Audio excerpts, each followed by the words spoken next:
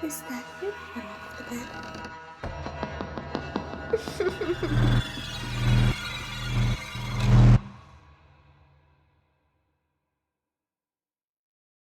I'm Lyurel. And I'm Janelle, and you're listening to the Foot Off the Bed podcast. We attempted to, and it wasn't our fault, but tried to do a live stream on Saturday. What day was that? June 12th? Yeah. And we had no service out there in the Pine Barrens. Nowhere online did it say that you don't get service out there. But Right. we did not have service. So we couldn't actually do the live stream. But It was mad weird out there, y'all. hella weird. It's a very beautiful place. But the vibes. It was Trump country. I won't even go into full detail about it. I'll just say that there were clear signs that as Black people, we would not have been safe out there.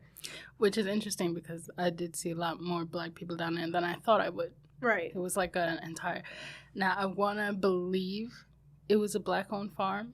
Mm-hmm. I also did see a work bus, so I don't want to jump to too many conclusions. Yeah, no. So I'm just going to say we saw a Black-owned farm, and it was pretty cool. Yeah, it was just some parts, a few particular houses with a lot of no trespassing signs that were a little alarming. But when we went in the park of the Pine Barrens, there was a mixed crowd of people. We were in Wharton State Forest, and it was the Bat's Toe. I still don't know how to say that. Bat's Toe Village. Oh, it's technically like a ghost town, but like restored for its history and whatever. Yeah, and it was pretty creepy looking. We got maybe one little activity, and it was just eerily silent. Yeah, it was weird. Like, for some place that's outside, it was just silent. Yeah. So if you were like trying to look for a live stream on Saturday, that's why. We didn't have any service anywhere we went over there. Mm-hmm. There was like nothing, not even like a little Wi-Fi in the park. Nope. When we left, it took like 20 minutes for me to get like service again. Yeah, like definitely did. And even then, I still had 4G. I didn't even have 5G. We had a more successful event in our cousin Vicky's basement of their home, and yeah, if you have not seen it yet, you can catch it IGTV at Foot Off the Bed podcast. There was a lot that happened, and if you believe in that stuff, you'll probably like notice, like we were conversing, chatting up, shooting the shit, and stuff was just happening. So if you want to see it, it's funny because we're like the weirdest ghost hunters, because you go to a place for the ghosts, but we get there and then we start talking about random stuff for us, and then it's like the ghosts are trying to talk to us, like, can we get in on the conversation? Yeah, it was just like, huh? They're like, did you come here for me or for you? Right. Like, hey, I'm here. But it was kind of cool though. Like I didn't expect anything really. Yeah. And we caught like a figure or whatever trying to manifest itself on camera. Mm-hmm. Through the SLS camera. We got like so many like voices coming through, like they were trying to say so much, like so many words. Yeah. Because after a period in like 30 minutes we had like maybe like 8 to 10 words. Mm-hmm. As opposed to when we were using it in the Pine Barrens, I only got one the whole time. Yeah. And it was only because we were talking about something non-ghost, spooky related. It was just a regular conversation, and all of a sudden it was just like, hey. That was the funniest thing, because Janelle was talking about how noisy her neighbors are. And then that was the only time a voice came through, and it was like, always. And I was like, damn. In afterlife, you still got noisy neighbors, you can't escape. Right. I was like, well, shit. Even they said, yeah, I'm annoyed by them too, man. It's like, yo. They're cool, but they always throwing parties. Go chill somewhere. But yeah, it was a cool day.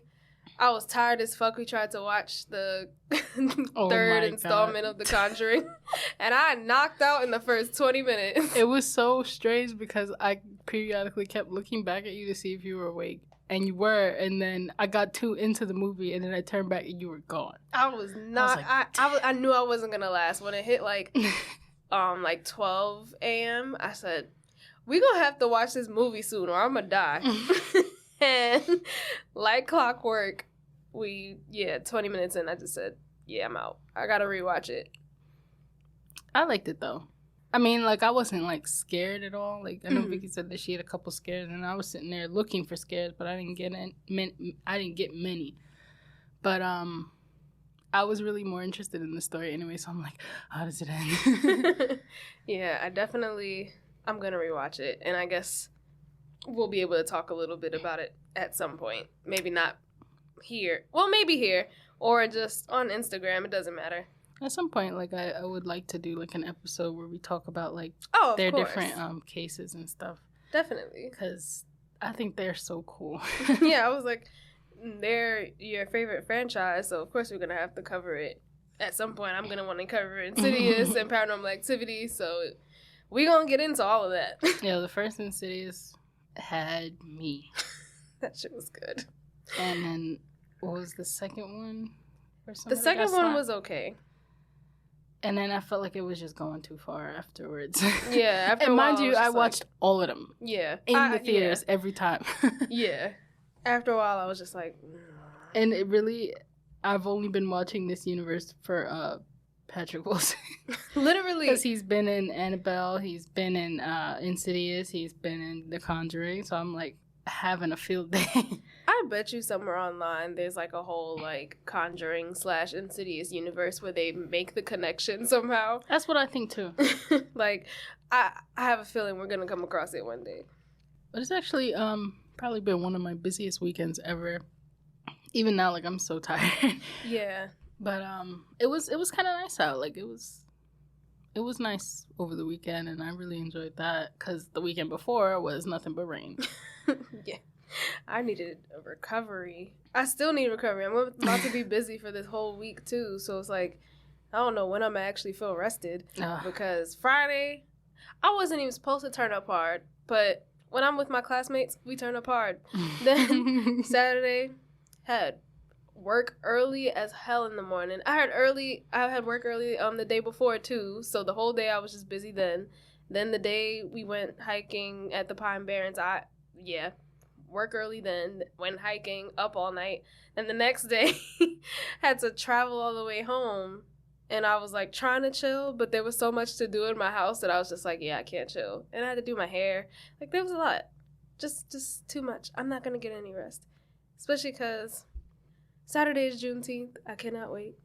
And then the next few weeks I'm going on vacation. So I'm preparing for that stuff, too. And also preparing for, like, my new job. So I'm just like, I'm not going to have a good break until I go on vacation. And even then, I still have to do training while I'm out there. Goodness. Yeah, so. Yeah, the only thing I got coming up for me is, like, my pre-hire appointment with Amazon. And I'm like, if they, like, do hire me or whatever, I'm, like, out of the hospital. I keep saying, like, I know I hear all, like, the horror stories or whatever about Amazon. And, oh, they work you like a slave, this and that. Yeah. And I'm sitting here, like, I get worked like a slave already. Yeah. And working with machinery and items and boxes and stuff, to me, is so much better than working with two patients with dementia who both want to go home at 2:00 in the morning. See, that's the thing. It's like, yeah, I definitely kind of agree. Like, those places do slave the hell out of you. But at the same time, it's like, I remember at Target, the people who were on the floor having to deal with the customers when I was younger was way worse. Like, we all had, like, so many horror stories about working on the floor with these members who just acted like they were so dumb until you helped them and being rude and stuff. But the people who did the boxing in the back and, we're just lifting stuff and putting stuff away. They were having the time of their lives living back their there. Best life. I'm like, see, I want to work back there, but I can't lift no 100-pound box. I'm going to die. I'm going to break my goddamn back. And I'm like, I'm seeing like an improvement in like my strength because the couple times that I was going to the gym like routinely. I was like, all of a sudden, I could lift things again, and I was like, what? Like I'm saying, because whenever my mom goes to the grocery store, I'm the one bringing everything up the steps, and like when we first like moved into our place, it was so difficult for me. I was like, how am I gonna do this? I'm gonna die. And then just recently, like I've been like, I just got up the stairs. I had like, you know those cases of like the 24-pack of water. Mm-hmm. I had 2 of them going up the steps. See, no, I could do a good one, but if somebody tries to give me 2, it's like, nah, I'm just trying to be macho and not carry this. I'm not trying to go back downstairs and go back for that shit. No, that's it too. Like I try to do everything in one trip. I'm like, I'm that person that has like 50 bags on them because they're not taking a second trip. I'm like, nah, I'm a struggle up these stairs. I'll be all right.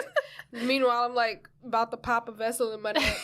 No, you know what was the worst? When we used to live at Uncle Barry's and had to bring groceries up all of those steps. All those. Oh my God, my dad's house. I'm glad he never forced me to go grocery shopping. That man had like 5 flights of stairs before you got in his apartment. I was like, yo. And the stairs are steep. They're not like no slanted like little 2-inch steps. No, these are mountain climbing steps. Never. Goodness. I'm going to jump right in here, right now. Okie doke. So, this episode is all about aliens, which, like I said, I'm like a half skeptic about things. Like, I could believe certain things. Like, I'm not gonna assume that we're the only life form, especially because CIA and all of them, the government was hiding this shit, and we saw the files. They released it in the news, so now it's like it's confirmed that aliens exist, and I'm excited about that. But at the same time, I'm kind of like, there's people coming out with like these stories. I can't remember the names of them specifically, but like the blue people, the green people, and all these theories about how we evolved from them and all this. I don't know if I can believe that. That theory to me seems very far-fetched. I need more like proof or like logic behind it. There's also, I believe the Vatican also like confirmed the existence of other beings, and I was like, oh. I don't know why. Like that meant more to me than the government. Because the government's always trying to hide something. So yeah, it's like y'all already shady, so I could believe it. By the time they came, they released the files and were like, yeah, everybody was like, we knew this already. Right. It's like, how many people need to like come out with these stories, not all sounding the same, but sounding almost similar to the point where it sounds believable that you think we're just stupid and like sitting here like, nah. Like there has to be some validity to things, even if it wasn't all aliens. But yeah, so we watched The Fourth Kind, which was a 2009 sci-fi psychological thriller. The cast was Mila Jovovich, I want to say Elias Koteas. I should have looked up the or Elias. Yeah, should look up the pronunciations of these names. Corey Johnson, Will Patton, Charlotte Milchard, Mia McKenna Bruce, Julian Virgove maybe, and Osunsami. I want to say that's his name, but I'm probably saying it wrong. So the film is like a pseudo documentary, meaning it's supposed to be a dramatic reenactment of true events that occurred in Nome, Alaska, but it is not a true story. And I think the reason why it scared me when I was younger is because I literally thought, mind you, I'm like 14, so I probably should have known better, but it was like, I really thought that it was a real documentary, and I was like, oh my God, and that's why it was so creepy. But upon rewatch of it, now knowing that it's not real, I was like, oh. What's funny is that the time that I heard it was a pseudo documentary was when we were collecting info for today. because up until recently, I seriously thought that this whole movie was based off a true story. Yeah, but because it felt so real.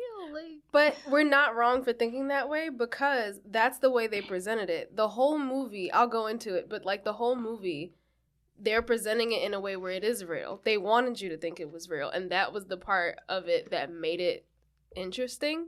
mm-hmm. Was that literally while you're watching, you're like, whoa, like this seems like a real documentary, like how Ghost Adventures would do, or Real Encounters, or whatever. Mm-hmm.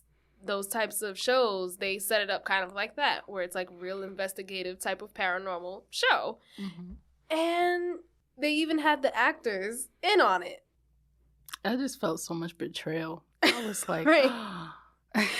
So the way that we, discover that it's real, quote unquote, is that at the beginning of the film, Mila Jovovich, which is the main actress who plays Abigail Tyler, tells the audience she'll be playing Abigail Tyler, and that the film will feature archival footage of the real Tyler and her encounters.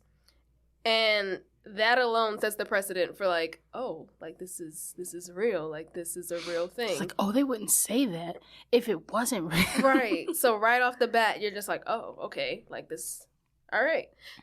And we buy it as the audience because the real actor is using her real name, saying that she's playing this character. Mm-hmm. So we see the quote unquote real Abigail Tyler in the archival footage, but actually knowing about the film now, the actress's name is Charlotte Milchard. So I guess if like at the time you know what actors' names are, you know that like you have to do a movie review. Oh yeah, that's an actress. It's not real.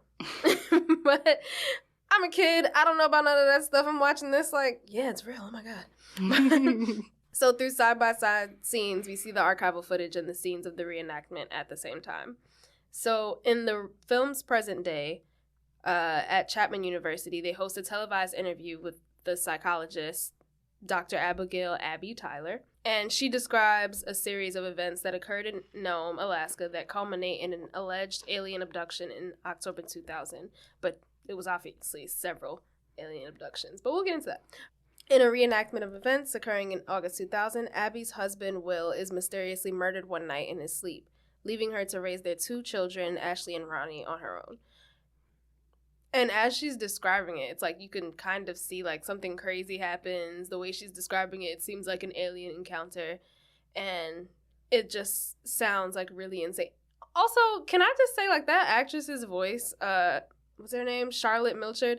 I'm like, her voice is so annoying, but creepy at the same time. Like the way she's talking, she sounds like a fucking loon.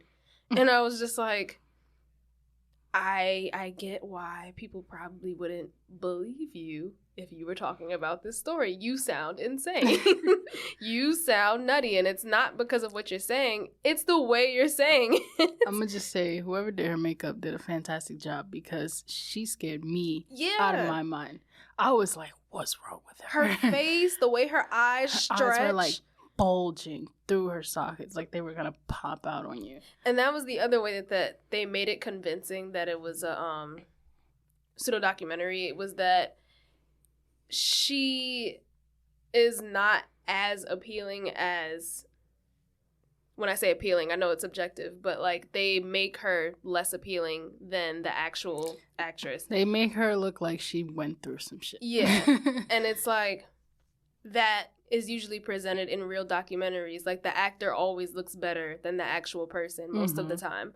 And they try to be as like, accurate as possible with the facial features, but oftentimes you can't find somebody who looks like the person. So they just pick anybody that has like the demeanor and can act their feelings and emotions and the encounter or whatever out. And that's what also made it convincing, was that she just looked like a regular person, but then here's Mila. Yeah. So I also believed it too because the interview footage was all grainy and stuff. Like your grandparents or parents had like those old-timey camcorders. That's exactly the kind of like footage, graphics or whatever That's exactly how it looked. Yeah. So I was like, oh, this has to be real. Right. So Abby tapes hypnotherapy sessions with 3 patients of hers who have the same experience. Every night, a white owl stares at them through their windows. But then realizing, that I'm like, they sound so similar. Why is everybody having the same fucking dream? She obviously realizes something is off. So she hypnotizes 2 of them. And they both recount similar terrifying stories of creatures attempting to enter their homes. Tommy Fisher, her first patient to go under hypnosis, refuses to admit what he sees and returns home. Like, he has, like, a whole conniption. Like, he's just bugging the hell out in a therapy session. And she's like, come back to Earth. And he can't, like, he just does not want to say what happened. He's just shook for his life. I do want to say, like, thank God for subtitles, because 90% of this movie, everybody's whispering. Like yes. And it would get me so mad because I'm like turning the TV up so I can hear something. And then all of a sudden, boom, boom. And I'm just like, oh, y'all do this on purpose. They literally I was like, just turn on the subtitles because there's no way. I feel like they didn't want to be specific about what the person was saying because whispering is more creepy, but also, like, people can fact check. So, I was just so mad. Like, I was like, I better make sure to bring that up because this is making me upset. Right. So, later that night, Abby's called by the police to Tommy's house, where she finds him holding his wife and their 2 children at gunpoint. All of a sudden, he just went insane. So, he insists that he remembers everything about what he saw, and he keeps asking Abby what Zimabu Eater means. And she can't figure it out. So she's just like attempting to get him to put the gun down. All the police are outside his house. The neighbors are watching. There's chaos all up in his house, and his family is crying. His kids are crying. The wife is being held at gunpoint. It's just pure chaos. Nothing works. Nothing Abby says works. And he shoots his family and turns the gun on himself. After that, when she gets interviewed by the detective on the case, who she has prior history with because of her case with her husband. Like, they claim they found his killer, but she says they never did. That wasn't the killer. She thinks it was something else. But now they're, like, questioning her. Like, she's a suspect because it's like, did you hypnotize them, these people, to commit this crime? Because he was like, if you didn't hypnotize him, would he have done this? Yeah. So it was just like, I mean, girl, that is kind of... But also, like, she's a psychiatrist. Right. Right. So I'm like, if somebody just flipped out in front of you and then immediately was like, oh, no, I'm okay. I feel like that should have, like, set off some...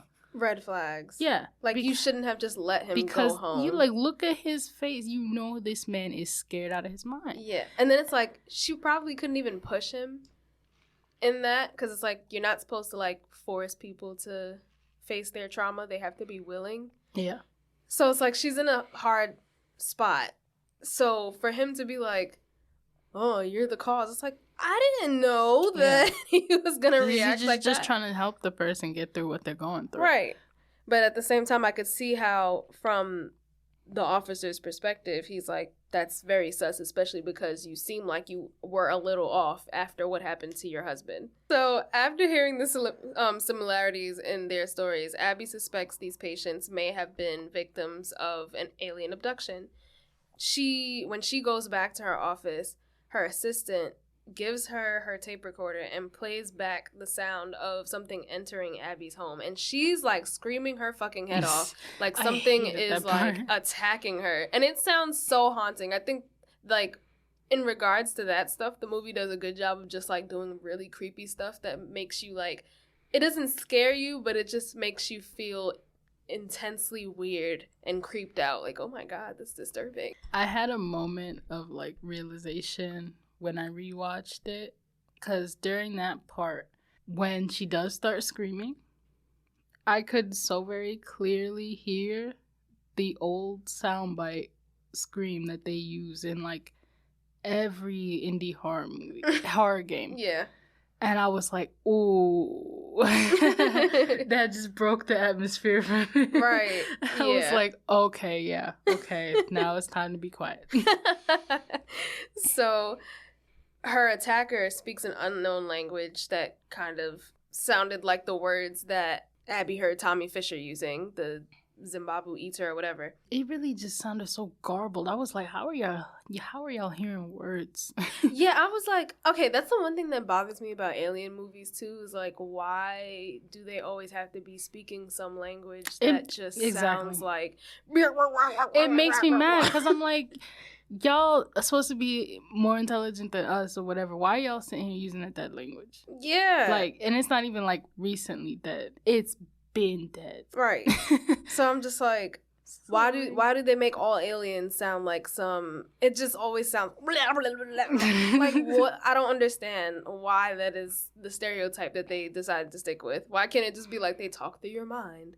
Like, I usually like that trope more than anything because it just makes more sense. But if you're going to make up a language, make it sound clear. Don't make it sound garbled. And I don't know. I just feel like people just picked up on that and just ran with it. Like, and then, like, Sumerian's such a dead language that, like, people who study it, like, their entire lives could only piece together. Like, they could only get pieces of it still. Like, yeah. They can't even offer a full translation because it's so difficult. And it's interesting because it's like, okay, that means they were around for a very long time. I get it. But at the same time, come up with another stereotype, please. Or just another idea, not even another stereotype. Just come up with something more original. Right. But Abby has no memory of this incident. And Abel Campos, that's her colleague from Anchorage. I guess Anchorage is Alaska. Mm-hmm. I don't know why I struggled. It's like the capital, isn't it? Yeah. And he doesn't believe a word of what she's saying. Like, he's more of the bigger skeptic. She's, like, partially skeptic, unsure really of what it is, but she's more open to it. She's more looking for something. Yeah. Because she's so traumatized by her husband passing, and she's like, there has to be a reason for this. So anything that she can grab, she's going to take hold of. And he sees that. Mm-hmm. And he's like, oh, well, you're just, grasping at straws to, like, try to piece together what happened. But, like, sometimes you can't know what happened. Yeah. Or, like, you just got to let it go. But she was like, mm-mm. And not only is she so traumatized, her daughter is so traumatized that she's blind. And it's like, it's a mental thing.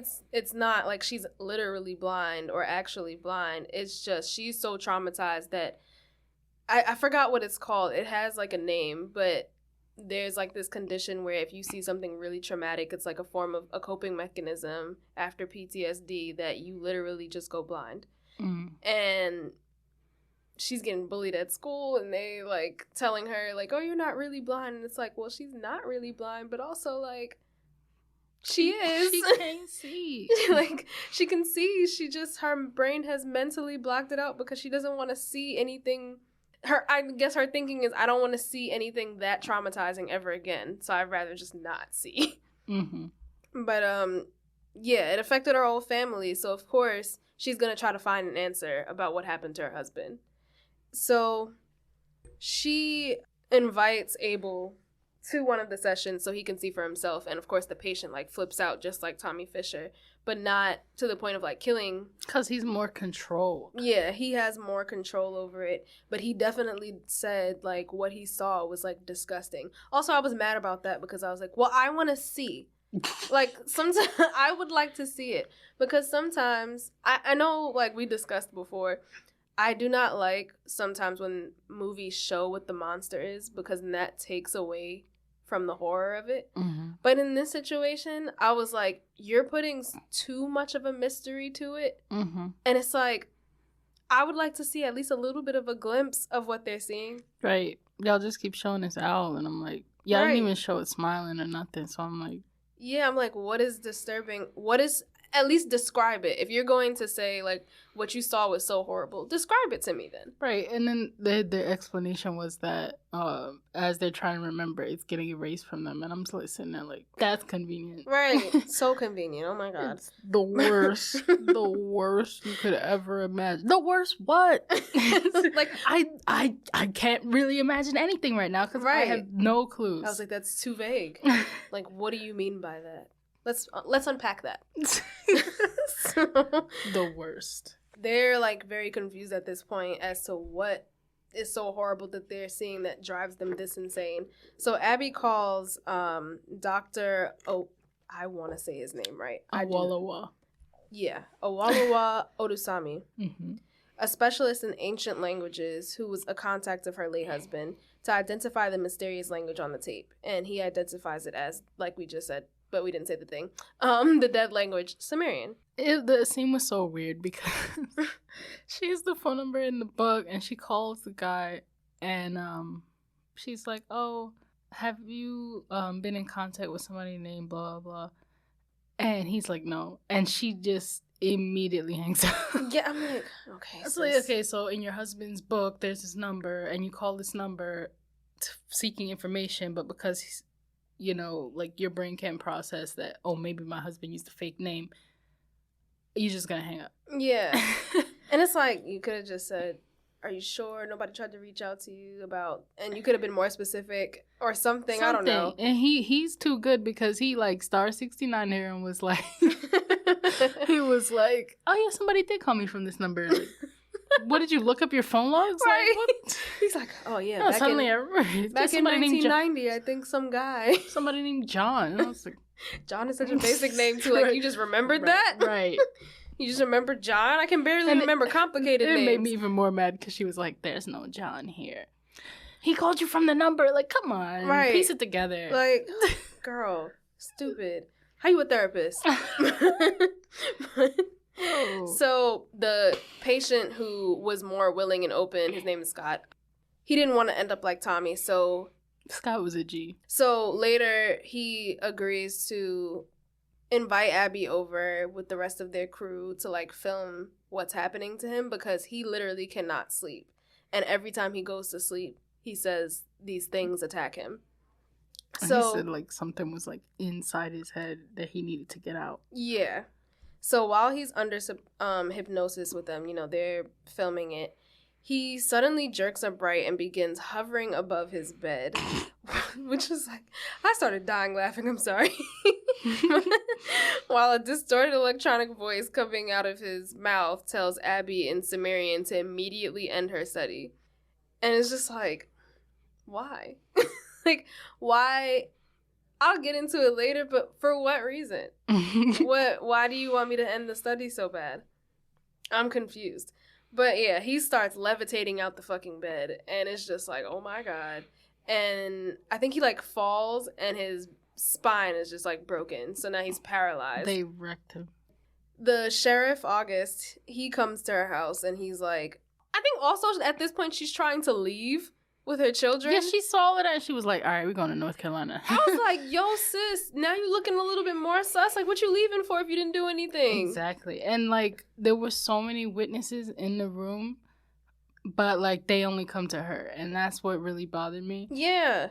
It was just so annoying. Like, I will admit, though, the sheriff, August, he is my favorite character in the whole movie. Yeah, because he was the only one that was, like, remotely interesting. Yeah. And, like, he's sitting here trying to find concrete, like, explanations, and everybody's giving him stories, and he's like, nah. He kind of reminds me of the dude from Chicago PD. What's his name? Hank, I think. I don't think the sergeant or the guy in charge, but he's got a voice like this, whatever. He's got the gray hair. I don't think I've watched it before, but you gotta watch it. He's the best. Oh my god. So yeah, at this point, because Scott has his, like, 3 upper vertebrae completely severed and paralyzed from the neck down, he thinks Abby did some, like, crazy shit to him where he just, like, broke his spine. So he tries to arrest her, but Abel comes to her defense, confirming her story, saying that, you know, like, I was there, I saw what happened, she didn't do anything, blah, blah, blah. So August has to let it go. And he just places her under house arrest instead. It's just unsettling that the only person coming forward, another dude, and then he's like, oh, okay, I believe you. Like, yeah, because I was like, Scott was married to a woman. The wife was in the house. Cindy, the wife, she was there. Awolowo was there. Mm-hmm. And Abel. Exactly. Like, why didn't anybody else say anything? And they have it on camera. Then, it got messed up. But it's like, they had a camera there. They can all confirm that. But for some reason, they just coming at her. But I never understood, like, they said, oh, it didn't record. But, like, what are we seeing then? Right. Like, because I know it's distorted, but you can still see, like, things happening. And I was going to talk about that later because that's one of my things with this movie is that they're inconsistent with, like, what... Like, how did you get the footage, quote unquote, if it was messed up and you couldn't hand it over to the police and just say, like, here, this is the evidence. It got messed up, but you can still see part of it. Enough so I was to just make like, a whole pseudo documentary. Right. So I'm just like, that didn't make sense. Okay.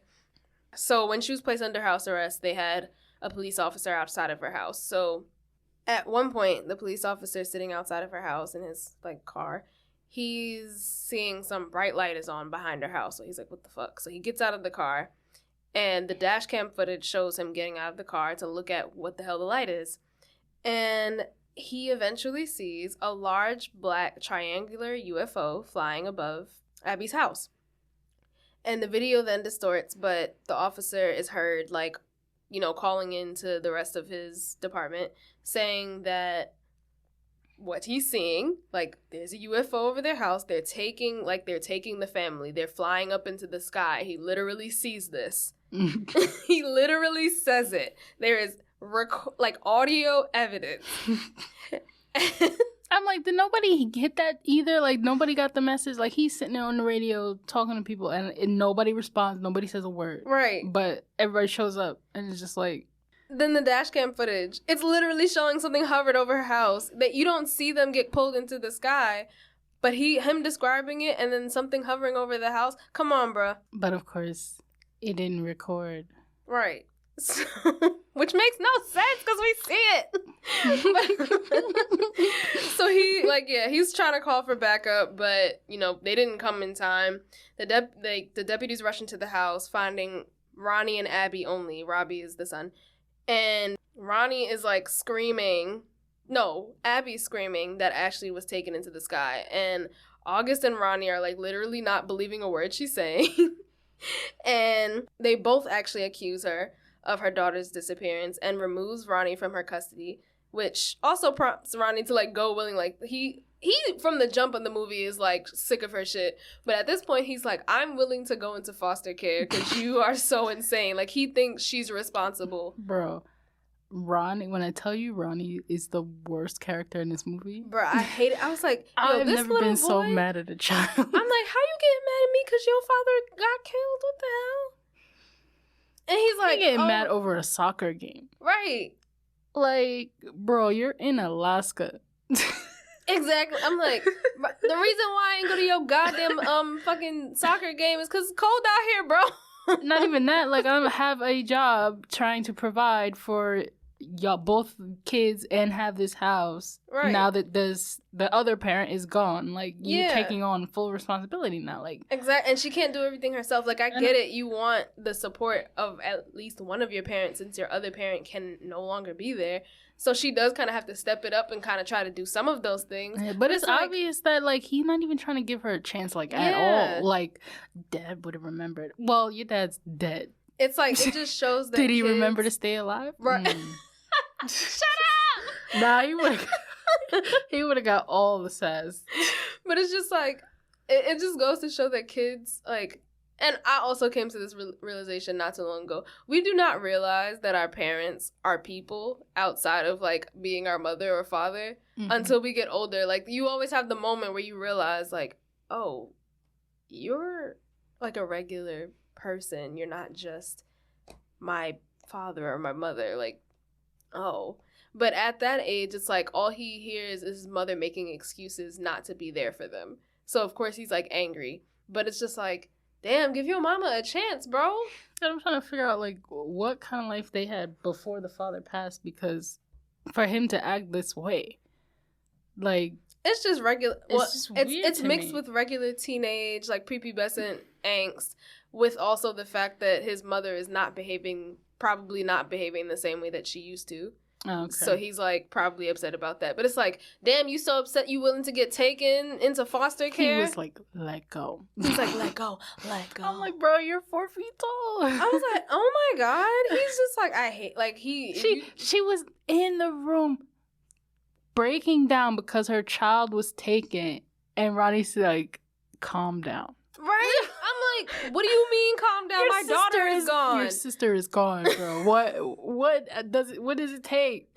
I'm like, I feel like even as a kid, I would be more worried about, like, I wouldn't be thinking my mom did something in that moment. I would just be like, oh my God, like, my sister is gone. My sister is gone. And what's interesting is, I think Ronnie even said that he was like the first person to notice that she wasn't in her room before Abby found out. But then it's like, because, and I feel like August kind of exacerbated the situation, because it's like he was in there accusing her of, like, you know, I think you did something to your daughter, and I also think you're responsible for what happened to your husband or whatever. Or not responsible, but I think you're responsible for everything that happened after that, after he, you know, was killed. It's just like, you're saying all of this in front of, like, a little kid, to the point where it's like, all right, well, of course now he's going to be like, yeah, she is crazy. All right, let me go with you. Get me away from this crazy-ass woman. At this point now, Abby is just, like, losing her shit, because she's just like, I'm losing both of my kids now. So she undergoes hypnosis in an attempt to make contact with these beings and reunite with her daughter. Like, she just wants her daughter back. She don't know how she gonna get Ronnie back yet, but she definitely wants her. She wanted to get Ronnie back, bruh. She did, but she was just like, we gonna have to figure something out. Campos, Abel, and Urasami videotape the session, and once hypnotized, she reveals that she witnessed the abduction of her daughter, and it shows the scenes of her own abduction, like a reenactment sort of thing. What they theorize, like what happened to her, which was also disturbing, because she was just screaming and flying out the window. And it showed, this whole scene was just like, okay, I don't think we needed to see this to know, like, what happened. I feel like there's so much horror in describing something, and watching somebody just describe what happened to them with the, like, terror in their voice is enough for me to get creeped the fuck out.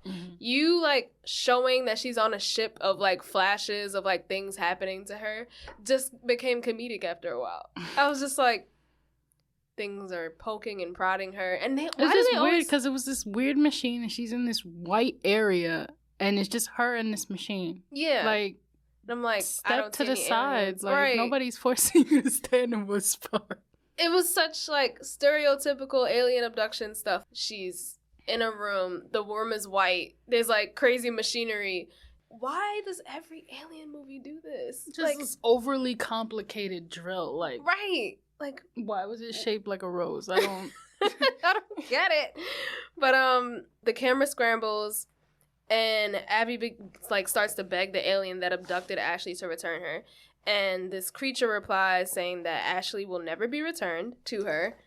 It then calls itself the Savior, then the Father, and finally ends with, I am God, which I'm just like, why? It was like that scene through the hypnosis where they're, like, jumping through, like, the dramatization and then, like, the real part as well. Yeah, the whole thing, every time they do, like, one of the sessions, it's always, like, a side-by-side. And then anytime they show the interview with Abby and, I can't remember the director's name, but it's the actual director on the live TV interview. It's, like, it's supposed to be like the real dramatization. So, this was probably, like, I think when I was younger, the part that, like, really scared me. Because it was just like, oh, God, he thinks he's God. That means he's going to come down here and, oh, my God, like, that sounds terrifying. What's funny is that I wasn't even paying attention to what was being said. I was looking at Abby's face. That too. During everything. That was scary. During the distortion, and I was like, yo. Right. Like, her eyes were bugged the fuck out. Her jaw was broken. Right. That jaw was broken like shit. It looked crazy. At this point, she's unconscious, and Abel and Oluoto? I'm adding extra consonants and shit. Rush over to her while she's unconscious, and her jaw is now broken. And then they notice something out of the camera's view. And this is when I think it gets distorted a little bit, even more. But we hear like a voice yell what Tommy Fisher had said earlier, which was Zimabu Eater. Mm-hmm. And when the camera view clears, it shows that all three of them are gone. So it like basically infers that they were abducted. So in the present day, back in the interview, Abby states that all three were abducted during that hypnosis session, and no one had any memory of what happened. The film returns to the reenactment of Abby waking up in the hospital after breaking her neck in the abduction and her jaw. And, and there, August reveals that Will had actually committed suicide.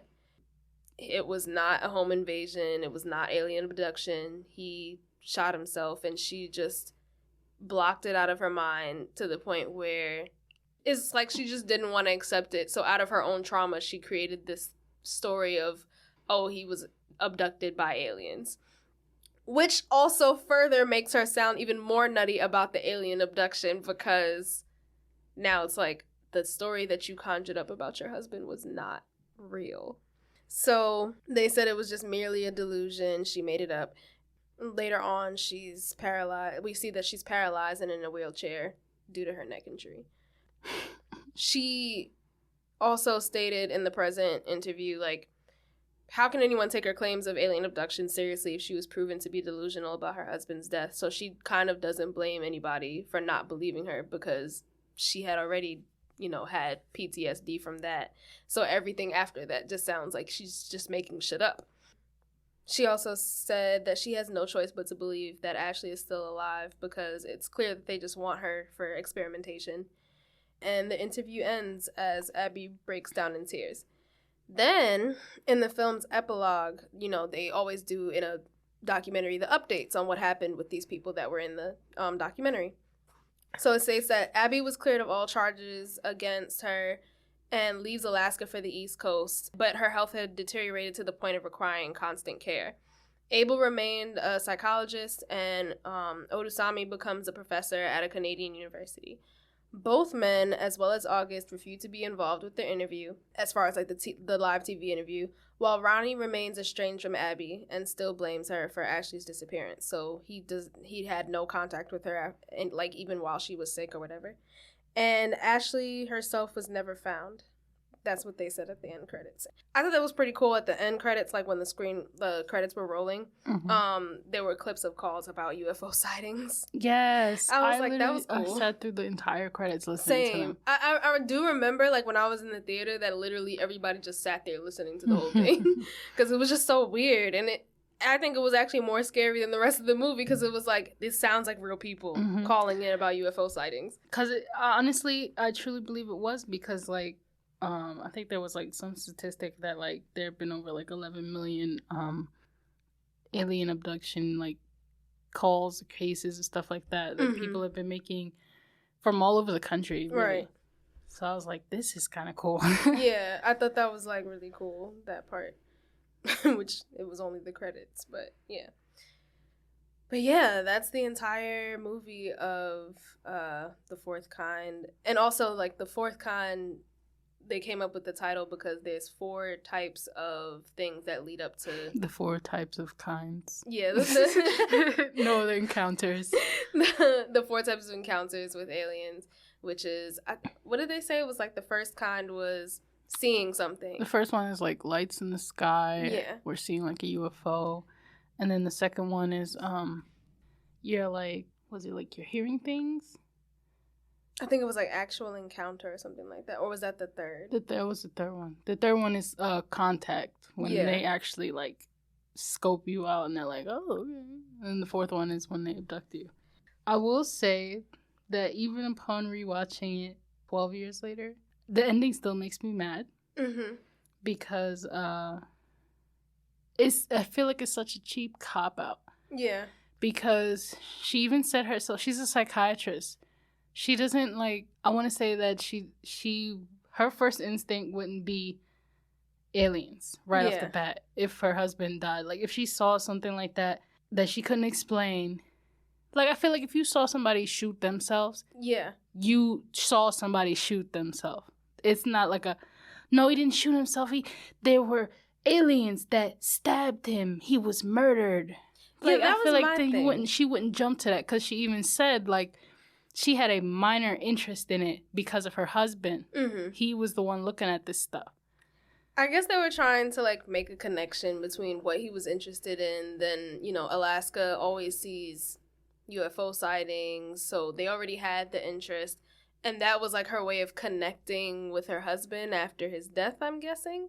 Then plus the trauma, you want to make up a story. But I don't know why it jumped straight to aliens. I think it should have jumped to, like...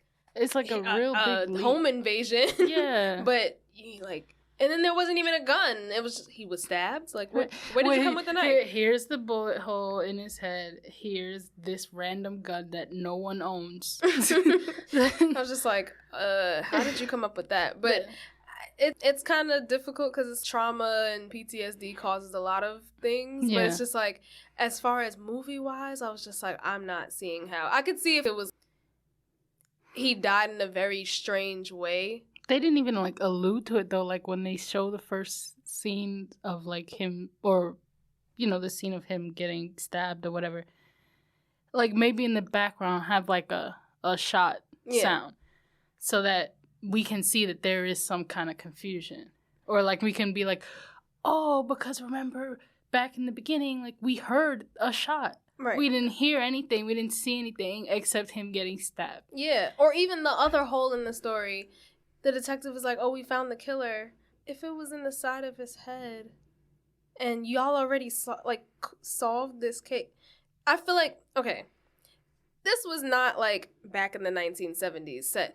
Like, it was not set in the 70s or anything. So I feel like at this point, like, you know, you have DNA evidence at least, like maybe starting with fingerprints or something. Would you not see his fingerprints on the fucking gun? Why would it take so long for them to, like, determine his death? Right. Like, why are you now like, oh yeah, actually it was suicide, like, years later? What? Why didn't she figure this out before? And I'm like, I don't understand how she's so quickly like, oh, okay, I get it.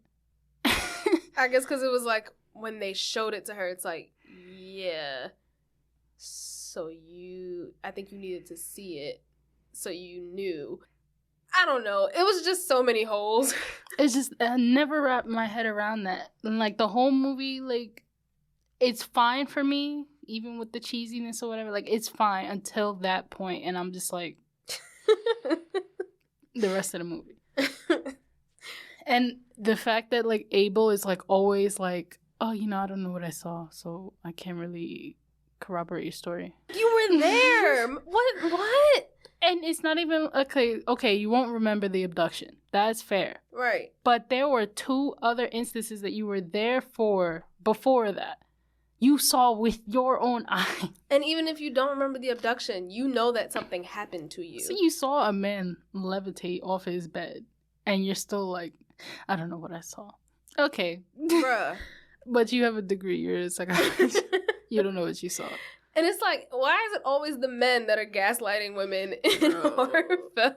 Even her son is, you gaslighting me. The hell out of her. Right, me too. I'm like, did you not walk into the room and your mom woke up and saw that her daughter was missing and then reacted? It's not like she was just like in the room already. Exactly. Every time I watch a movie, I try to put myself in the place of, like, the main character or whatever. It's just something that always happens. And I just keep imagining, like, I could not if that was my son. Yeah, I would just be like, little boy, don't talk to me like that before I pop you.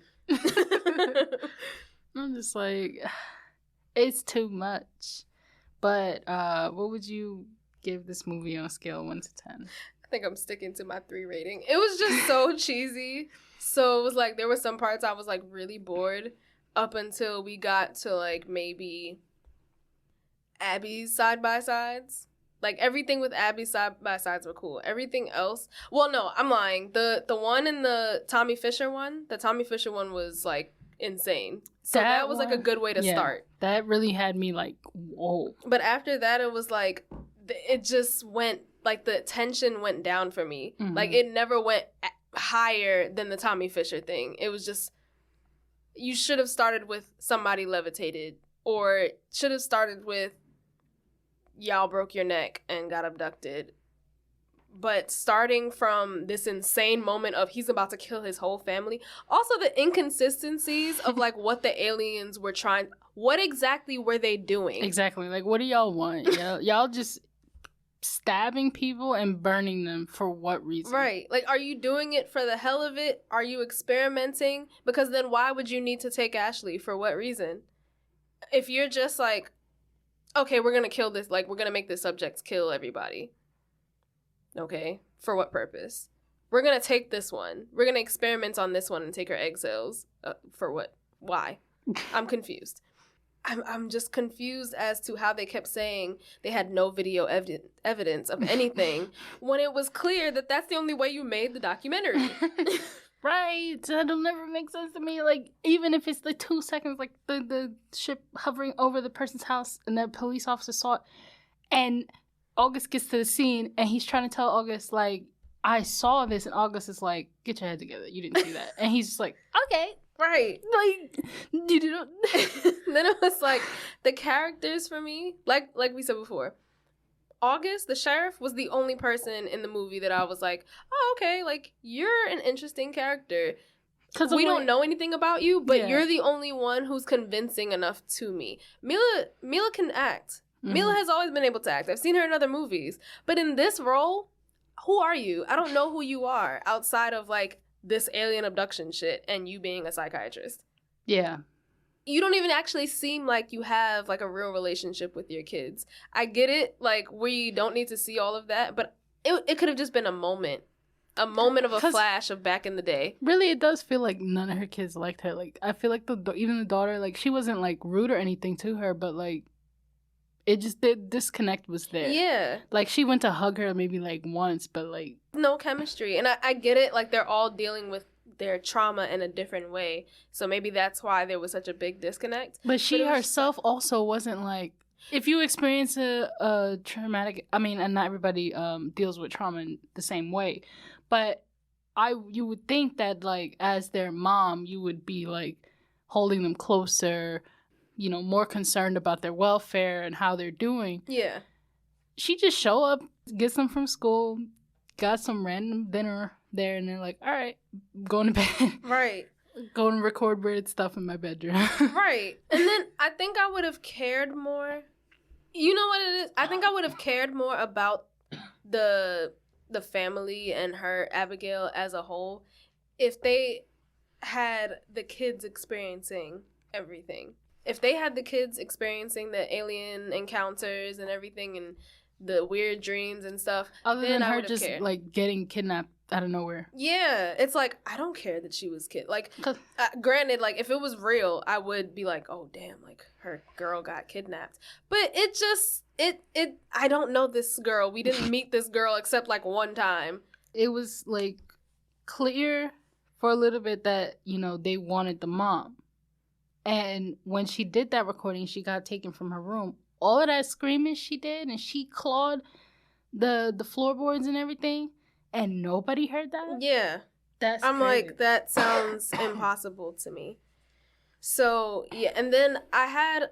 The only saving grace of the film for me was that when they asked, like, what do you believe at the end?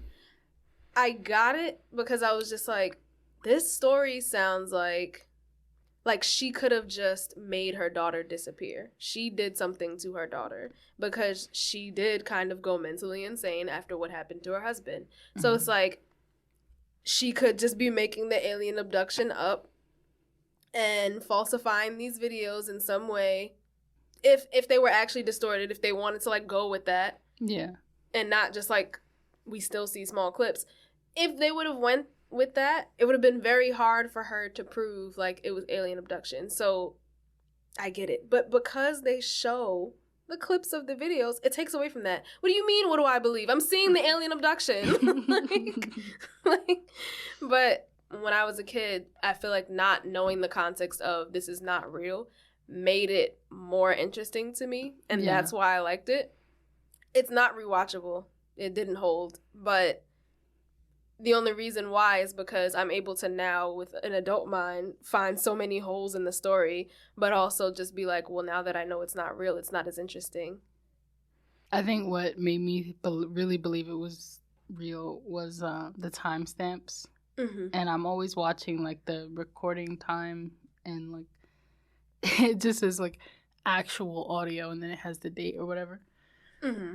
I really did think for a while that it was, like, based on a real thing.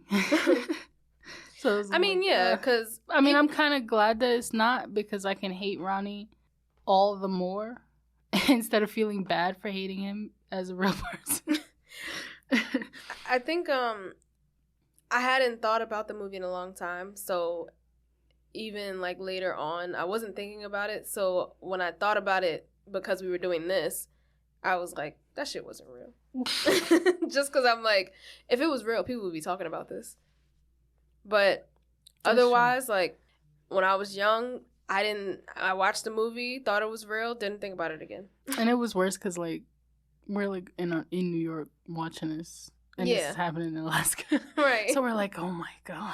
Right. What's going on over there? But I guess I would give it, like, I think old me probably would have gave it, like, a 7. Mm. But, like, me now, I'd probably give it, like, 4. Yeah. 4 or 5. I'm just like, there's just too many holes. Right. Too many things that don't make sense. And, like, while I enjoyed the dramatizations, like, that's pretty much all you got. Yeah. I don't know. It just needed a lot of work. But I mean, it would have been a lot more interesting had they put more thought into the plot, mm-hmm. instead of putting all these plot holes. If they had, like, fully carried with a story that made sense, with structure, character, everything, it had the potential to be really good. For the time that it came out, it did pretty well. Like, I think they said it cost, like, $10 million to do the movie, and they made $47 million in the box office, so it served its purpose. Yeah. And it gets you thinking about things, alien abductions and all that. And you can't talk about alien abductions and not mention Betty and Barney Rubble. Yeah. I'm kidding. Barney Hill. They're the first known Swirl Nation documented. I'm weak.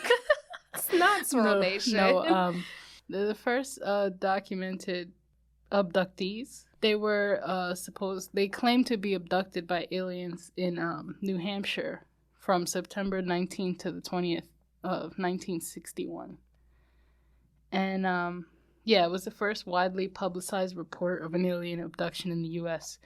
So that's kind of big. Yeah. Yeah. I guess I feel like it's so prominent because of the fact that it was an interracial couple. Mm-hmm. Barney was a postman, and his wife, Betty, she was a social worker. So she had, like, her schooling done. So it was kind of hard to be like, oh, they're just crazy. Like, yeah. Like, no, like, these people, I don't know, they might be onto something. It's the most popular alien abduction story that influenced movies like what is it called? Close Encounters or something like that. Yeah. I had watched that. I liked it. And the book that I can't remember right now because I didn't write it down. It starts off with Betty and Barney coming home from their vacation on September 19, 1961 at around 10:30 p.m. They saw a UFO. Betty was the one who saw, a light? She said it was traveling under the moon. And then it was like, it was going to the west side of the moon, and then she could see it over the face of the moon. And for whatever reason, she could see Jupiter too. So she was like, oh, it's like traveling like all around these areas, whatever. How does she know she saw Jupiter?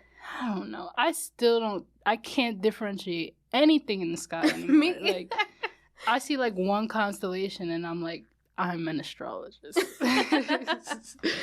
But yeah, so for whatever reason, she has binoculars on hand. And she looks at this light, and she described it as a falling star, only it was moving upwards. And I was like, oh, that's strange. Mm-hmm. She really didn't think much of it until she realized that it was moving closer to them. It was getting bigger and brighter. So she had her husband, Barney, stop the car so they can get out and look. I would not stop that car. I'd be like, you're dreaming, we're going home. I would just be like, whatever it is, we not investigating. Not because I'd be tired. Like, I mean, I don't know the distance between Niagara Falls and New Hampshire. That's a long ass fucking But drive. I know for sure if it's 10:30 at night and we are making this drive home, I'm going home. Yeah. From New York to Niagara Falls, that's already 8 hours. So I can imagine like New Hampshire is probably like maybe 2 more hours. It's crazy. But of course, he stops the car and they are sitting there looking at this flying aircraft through their binoculars. And Barney initially thinks it's a commercial airliner until the aircraft actually descends in their direction. So now they're like, okay, we gotta go. And so they hop in the car and it's actually like traveling through like the town or whatever, but it's silent. It's this giant aircraft, but it's silent. And they decide to follow it. Nope. Already a mistake. So they are following this thing and until it stops, and they stop their car in the middle of the road because it's literally like just hovering like 80 to 100 feet above the ground. So, I mean, it doesn't sound like it's close, but for an aircraft, that's close. For it to not be making a sound, that's weird. So, yeah, they stop their car. Apparently, they're so close to it, the aircraft, that they can see that, like, there are multiple humanoid figures in the aircraft looking back at them. Like, oh, hell no. I wouldn't think that spaceships had windows. Yeah. I don't know why. Me either. I don't know why I think that. It's only because every time in a show or a movie they depict a UFO, it's some flying saucer thing with no windows. Yeah. So the fact that it has a window is like, what? What do you need to see that you can't see through your screen in the room? Right. Like I just imagine like they have like this like hollow screen or something in the front that's like a big windshield, but only they look out. It's like a two-way mirror. Like we can't see in, but they can see out. No, they trying to sightsee. But apparently he saw all of these figures in there, and apparently one of them spoke to him, communicated a message to him, is what they said. So basically telepathy. Oh no. And it told him to stay where he was and to keep watching what they were doing. Nope. And y'all sticking around too long being curious. And Barney was like, all right. And he sat there and watched for a little bit. And it started looking like that these things were all coming out to get them. Because he suddenly got this feeling like they're going to capture us. So the wording was like he had to tear the binoculars away from his face. Because I guess he was just stuck watching. He was like, we got to go home. So hell yeah, we got to go home. We had to go home about a half hour ago. So they both hop back in the car. Because yes, they both got out for whatever reason. They're hightailing it back home. But of course, you cannot outrun something like an alien spaceship because it's super fast. So it's like hovering above them. They said that it allegedly made this like sound that seemed to bounce off of their car. And I was like, okay, that's weird. And did it shatter their windows? No. What the hell? He just like it just bounced off the trunk, they said. Then they heard a series of like beeping or buzzing sounds, like rhythmic beeping or buzzing. The first time they heard it, they experienced an onset of an altered state of consciousness that left both of their minds dulled. And then they heard that same series again, and they, boom, suddenly back to full consciousness. What the hell? But what's crazy is the car's still driving when they lose consciousness. Excuse? It said the car went for 35 miles, but they only had like spotty like memory, like very vague memories of driving that long.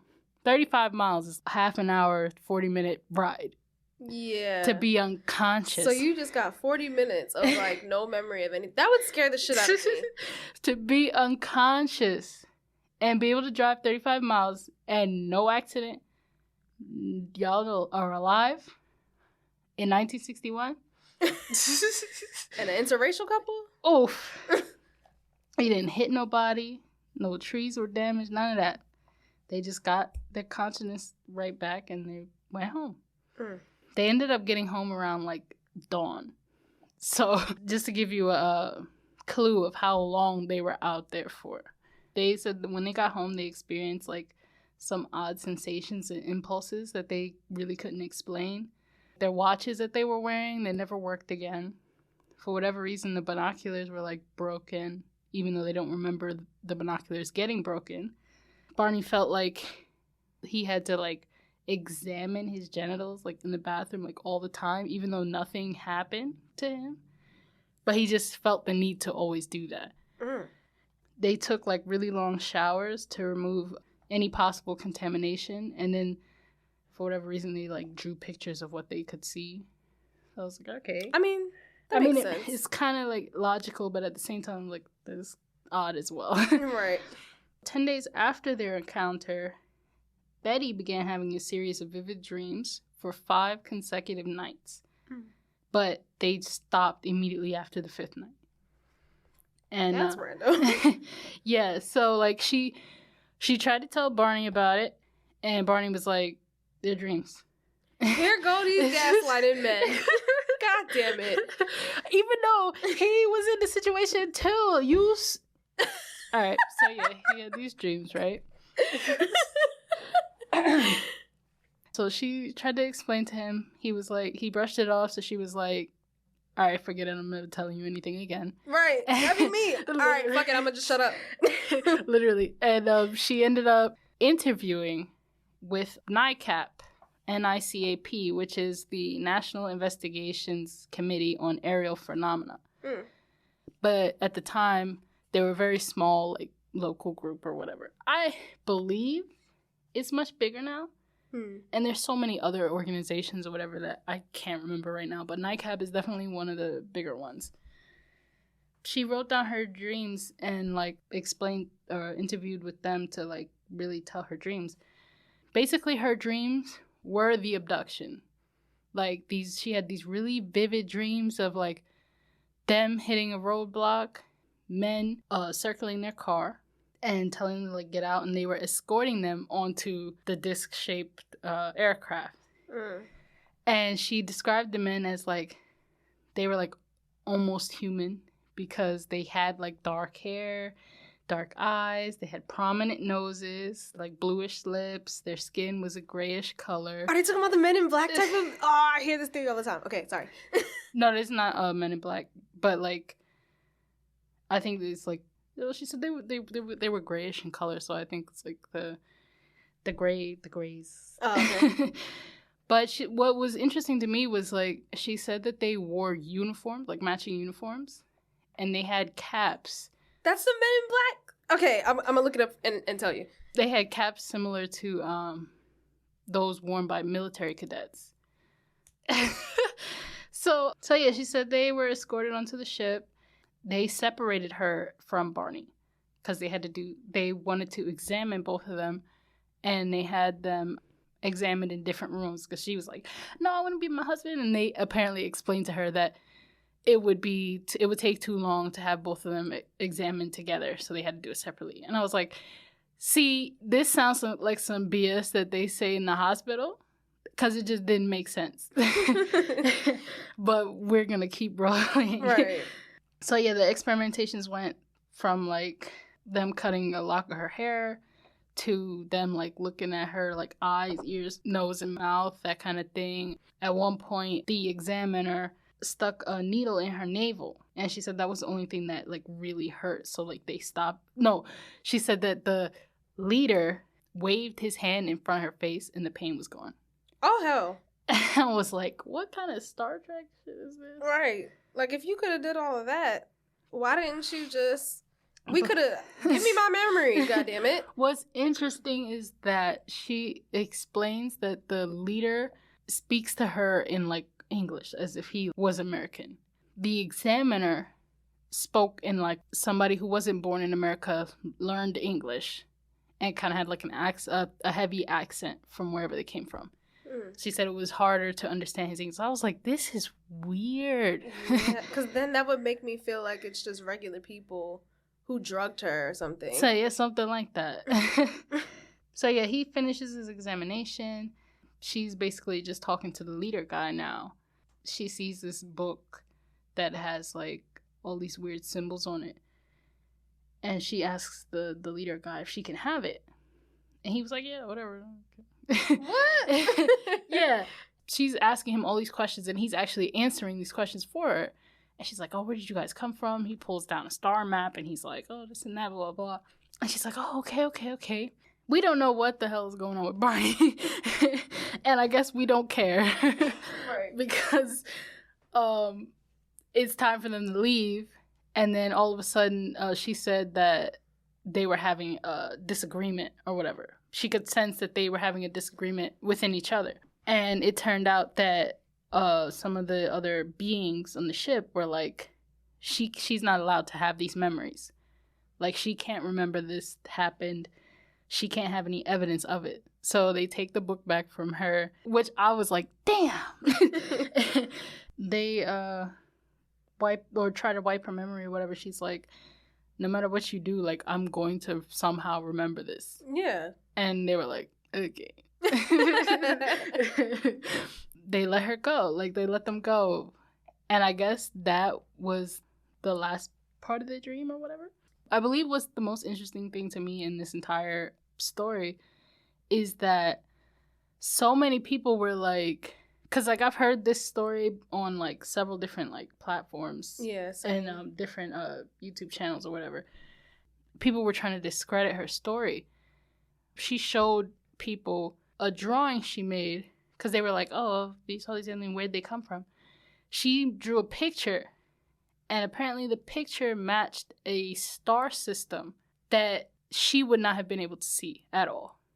Like, with any telescope or anything here on Earth. It was insane. And I remember, like, scientists were, like, baffled. So they also, like, named this event Zeta Reticuli Incident. Because that's the name of the star. Not a constellation, but, like, the star system. Right. It's the Zeta Reticuli. That's the number one alien abduction story that you have to know before you dive deeper into your alien abduction rabbit hole. Yeah, they definitely set the precedent. I've heard about them like through so many things too, and I'm like, once I read that, I was like, well, this is where they get the flying saucer, everything. Mm-hmm. You know, obviously stuff that people have been like Twilight Zone has been making stories about that too as well, but it's just crazy to me that after that people were just like, yep, we running with this, and we just gonna. What's interesting to me though is that Barney died when he was like 46. Like, he died in like 1969. Damn. And she died at the age of 85. What the hell was you doing, Barney? I was like, yes. So I was like, what did they do to Barney? Because he's gone.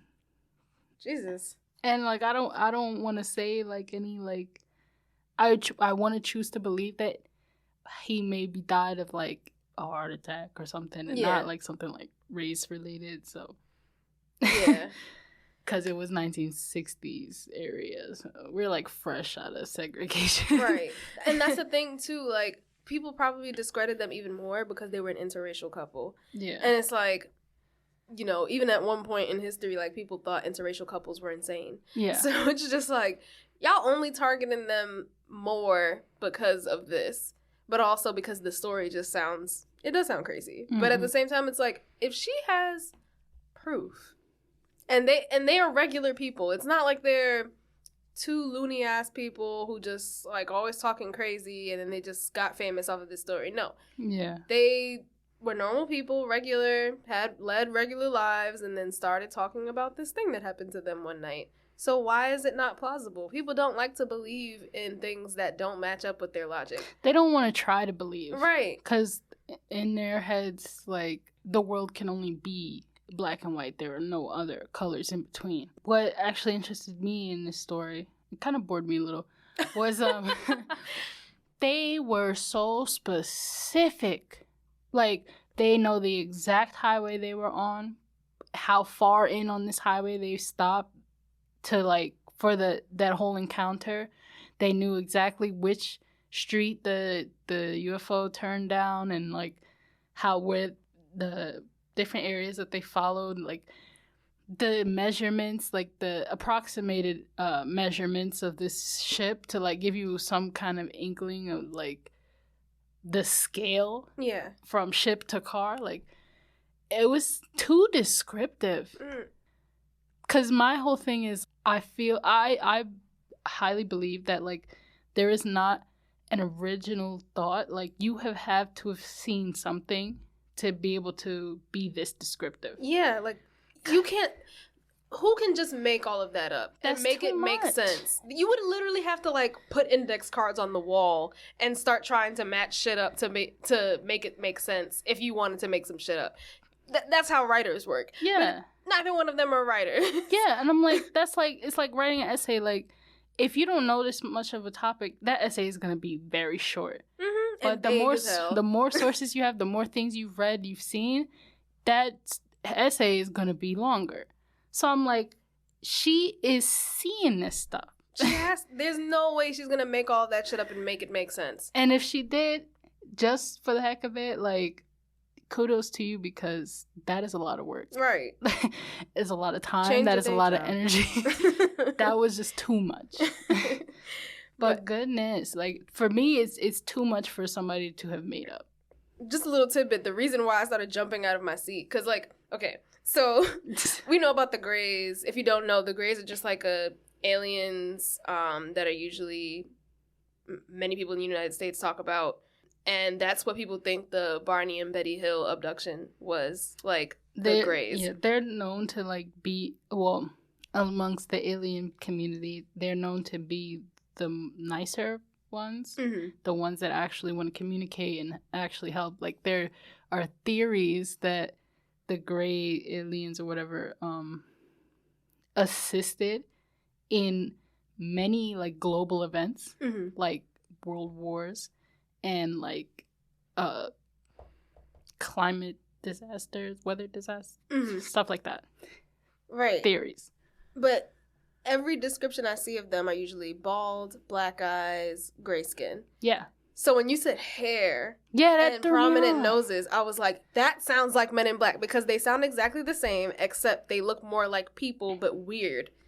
So the Men in Black are, like, literally, they claim to be government agents or whatever, but there's always something off with their face. Like, people usually say their noses are too thin, or, like, they just look like two holes in their face, and it's very weird, and they talk weird, and their movements are weird, but they're usually always in suits and in a hat. So I was like, oh my god, this sounds like Men in Black. And every time I hear a Men in Black story, it's always weird. Like, people always have some weird encounter with them that sounds like they're aliens trying to dress as human people. And I'm just like, that sounds like Men in Black. So I got really excited.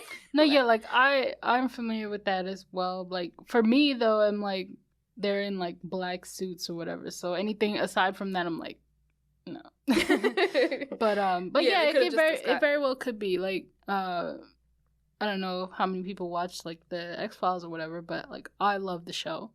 They actually go a lot into, like, Men in Black and, like, aliens. And it's just, I love it so much. It's so good. So, sometimes these abduction stories are not always alien abductions. Sometimes they're just somebody messing with somebody. And people, especially if you're a kid, you can make up some of these stories in your mind to cope. And that's what happened to Jan Broberg. When I first saw this story, I saw it on Netflix in a documentary called Abducted in Plain Sight. It was the most fucking insane story I have ever heard in my life. Like, this man, not just the man, this family and that man are insane. It just is not a normal situation. There was a lot of gaslighting and manipulation involved. Oh, we love that. But at the same time, there's no way. I'm sorry. 1960s, 1970s, I don't care. There's no way you should be this gullible and stupid. So we're going to talk about it because it's one of my, I was literally losing my shit when I watched this documentary because it's insane. So trigger warning, this story features topics of child rape, sexual assault, statutory rape, predatory behavior, kidnapping, abduction, all of that. Oh, it gets insane. This is the story of Jan Broberg. She was 12 at the time when she first met this man, their neighbor, in Idaho, named Robert Berchtold, in the 1970s. But they started to call him B when they got really close. The family, every single person in the family had a best friend in the Berchtold family. The Brobergs were best friends with each of them in the Berchtold family. Oh, I don't like that. Yeah, so they were, really close or whatever. They trusted everybody in the family. They trusted Berchtold, and they trusted the kids. The Brobergs were a very religious family, and even in the 1970s, if, people saw certain things, certain behaviors, like a man around their child too much, they might pull away. Not this family, not the Brobergs. The Brobergs were like, well, we trust him. He's cool or whatever. He takes care of our family, and we take care of them, and we love them. They're like our second family. And Jan thought of B as her second dad because he just treated her like she saw him as a second father. He just treated her so nicely and sweetly more than the other kids, which is already disturbing. So I'll get into it, but he was able to kidnap her not once, but twice. And that's how gullible they were, that he was able to do it a second time. Of course, it's important to note that 1970s, people are more trusting. They leave their door open and shit, but they were a little bit too trusting. They, around that time talked about subjects of pedophilia, but not to the extent of where Berchtold was doing all of this shit.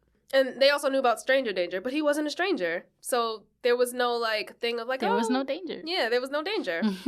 But it was clear that he was obsessed with her to a certain extent. And the parents noticed it and acknowledged it, but they just brushed it off as oh, he just really loves her.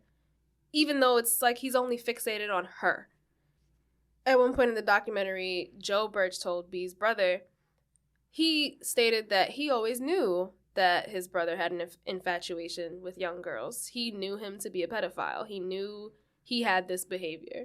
And yet, that was his brother. He just was okay, he's weird. Don't bring your kids around him. B didn't live with him, so he couldn't say anything. What was he going to say to this family? He doesn't know them. Before he met the Brobergs, he targeted many young girls, but parents would always pull them away because they were like, what the fuck is this? What are you doing?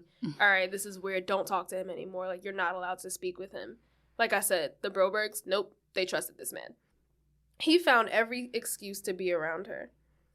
Even a neighbor said they invited him and his wife to a boat outing, but he also invited Jan, and he knew something was amiss. So he said, nah, I'm never going to be around this man again. Berchtold first took Jan under the guise that he was taking her horseback riding. He drugged her with sleeping pills. Oh my God. And literally kept her for days. Oh my God. They even had sleepovers at the Berchtold's house. Jan remembers being scared, waking up in the middle of the night with her panties down, and Berchtold touching her on her leg, saying she was tossing and turning and thought pulling them down and placing a calm hand on her might help. God, I hate this. I'm I screamed. I was disgusted. He starts to go more into the manipulation. The family recalls one time where Jan went to Seattle with the Berchtolds, and when she returned, Berchtold was like, yeah, she was being really weird at dinner, spacing out and rocking back and forth. I don't know, I feel I should keep an eye on her. And they just agreed. They were just okay, yeah, sure. They didn't suspect him of anything. He then began to break the Brobergs, the parents, apart by flirting with Marianne Broberg, the mother. easily manipulated her into a side relationship and seduced her to the point where she was just like head over heels in love with him. It was insane. What goes on? But not only did he manipulate her, he manipulated Bob, the dad. Ooh. Bob went for a ride with Berchtold and said he can't stand his wife, Gail. He's like, I need to have sex. Sex with her is terrible, blah, blah, blah. So Bob was like, oh, God, that sounds terrible. Berchtold asked Bob to have sex with him. And his dumb ass was stupid enough to buy this stupid ass story and be like, sure. And he relieves him in the car.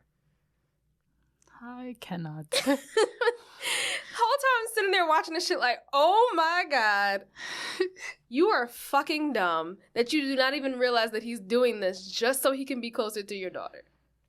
You're stupid. So he then tells Bob and Marianne on separate occasions that he was molested by an aunt at 4 years old. They believed him, and he said that part of his therapy, because this happened to him, was that he needs to hang around their daughters. And they allowed it because they were just like, well, we trust you, and if it's a part of your therapy, sure.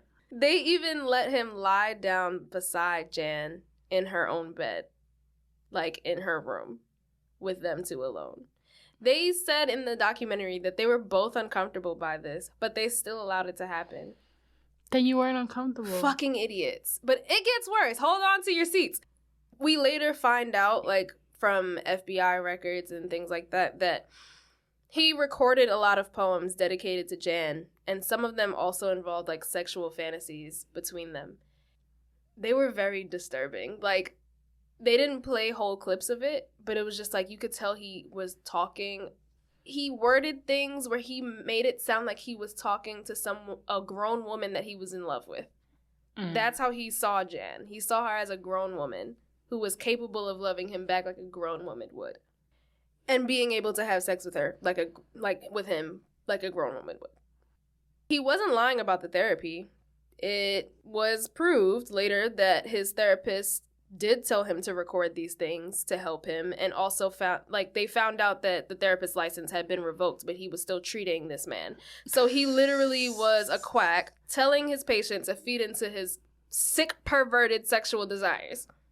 So now that he has the green light by his therapist and the parents, he's like, let's turn it up a notch. Oh, God. Yeah, it's gonna get worse. So Jan begins recalling in the documentary a moment where she would wake up groggy, strapped down, with lights in her face, and a weird monotone voice in her ear that sounded like sort of alienish.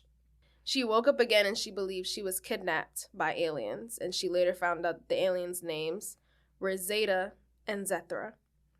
The aliens told her that she's part alien, and her mother is her bio mother, but her father is not really her father. It's an alien from space. Mind you, she's hearing this from a recorded box at this point, but it's by her bed, wherever she's strapped down. She has to complete a mission to give birth to an alien baby or whatever, half-human baby, whatever the thing is, by age 16, who would save the Earth from destruction, or else they would use her sister Susan, who was also half-alien. So at this point, I'm just going to keep going and then I'll say. Of course, Jan is 12, so she's believing this bullshit. And I'm still a little mad that she believed it, but it's like, it's so well constructed that who would question it if you're like 12? Yeah. You might question it a little bit like, oh, it's strange. But if they're telling you like, you're weird, and she's probably scared, she's gonna believe it. Mm-hmm. She's in a terrifying situation. She's gonna believe that shit. And it's just so constructed and structured well that how could she question it? So they then tell her, you will meet the companion you'll have a child with. And she looks over in the mobile home, like somewhere in there to see B. And he's covered in blood, looks like he's dead, and he says they were horseback riding, and she saw a white light, and something took both of them. She knew from there that he was the male companion, and she wasn't normal, so it all made sense. She trusted him. She was happy that she was with somebody that she trusted, and they put them together. So she went along with it. During this time, this is the whole time that she's missing after horseback riding. Mm-hmm. People are trying to find her. They reported to the police that she's missing. They're looking all over town for her, waiting for a call from her. And B, asking his wife, where the hell is your husband? They don't know. Mind you, he has kids too. Let's just keep that in mind. Now she's getting raped. And she's like explaining that every time that this is happening, she disassociates. Like she just looks up in the sky at the leaves in the tree and just disassociates. But she keeps going along with it because this is a man she trusts. She thinks her family will be threatened if she doesn't go along with it. All of this crazy shit is happening. Yeah. So eventually, during this time that they're missing, he eventually calls his brother Joe and asks him to get them permission to marry in the U.S. And that's the only way that they're going to come back. So now he's like telling not the alien story to anybody else. He's just telling Jan this, but he's telling Joe now that they're married in Mexico. Like they ended up in Mexico. They got married so that she would be, quote unquote, legally able to have sex with him. Now he's asking his brother to ask the parents to give them permission to be married. Ugh. At that time, Mexico, it's legal to be married at age 12, so they weren't even doing anything illegal, technically. His brother called the Brobergs, who, of course, said they would not do that. And they're like, what the fuck? Like, how did y'all end up in Mexico? His brother called the FBI because he's like, what the fuck is going on? This is insane. How do you get to call the FBI? Like, right. What is their number? I don't know. I was like, how did he get there? I don't know. But right? He called and they were arrested in Mexico. So while he's in the jail, they're separated, but he bribes one of the guards in there to let him talk to Jan.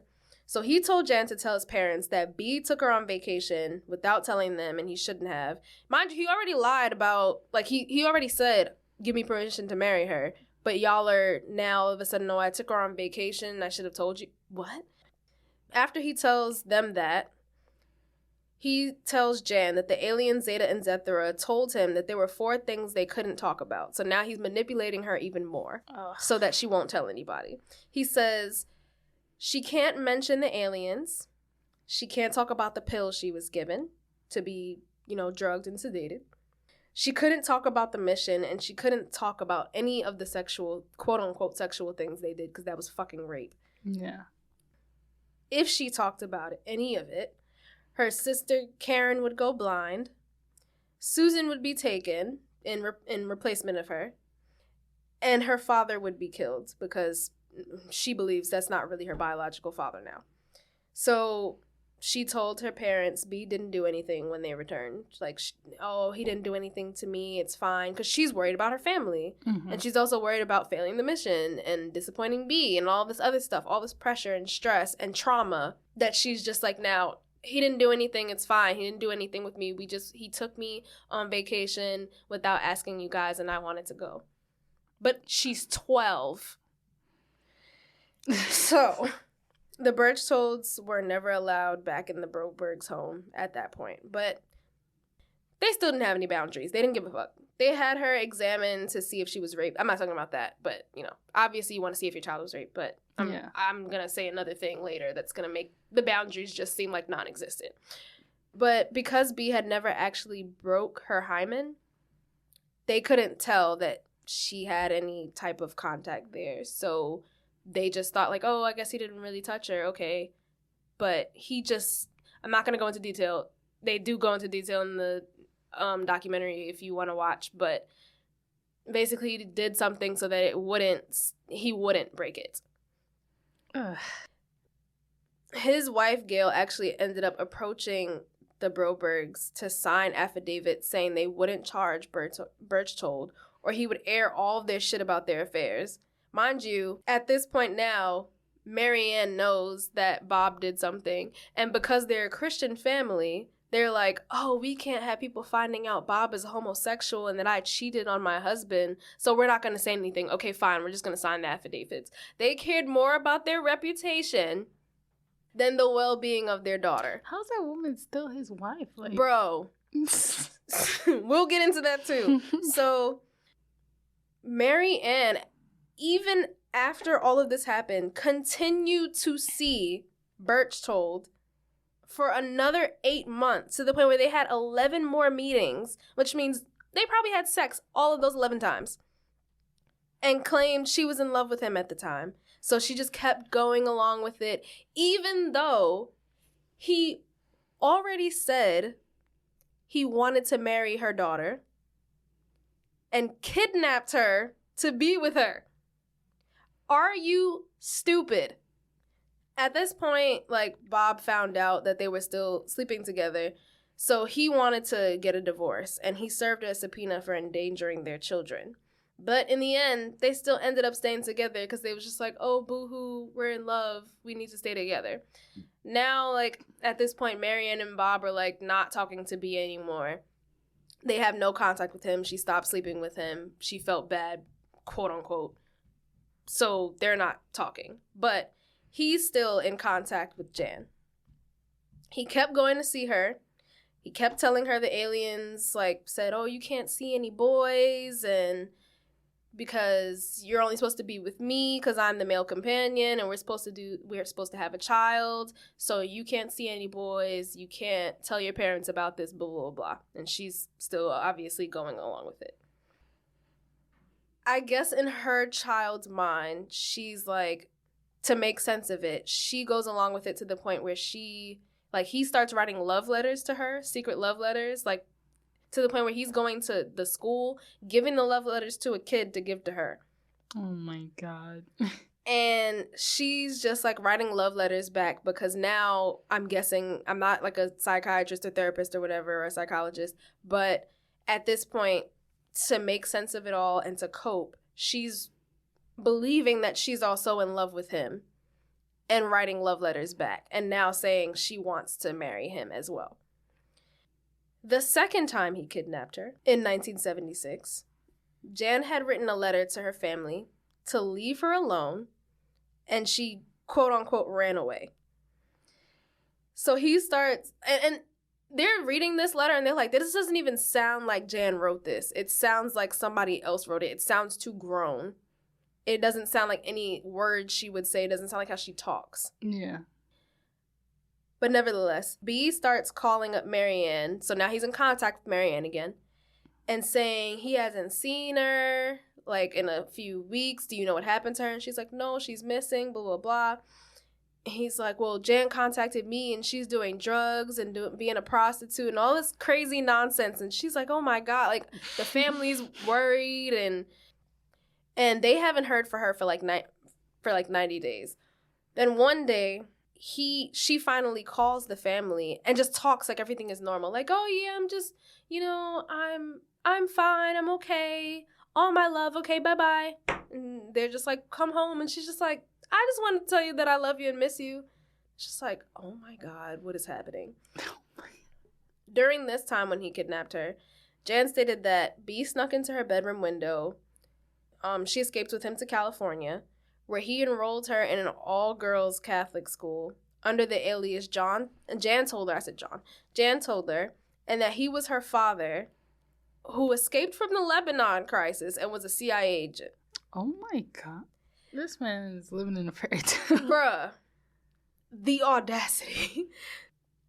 When the FBI, found out about this story, they tracked him to a phone booth and found out that she was under this alias in the school because they had called the school and was like, you sure you don't have anybody by this name? And they were like, no, there's nobody here by that name.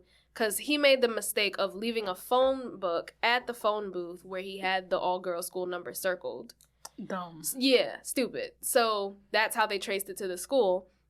And they were like, you sure she's not here? Maybe under some other name?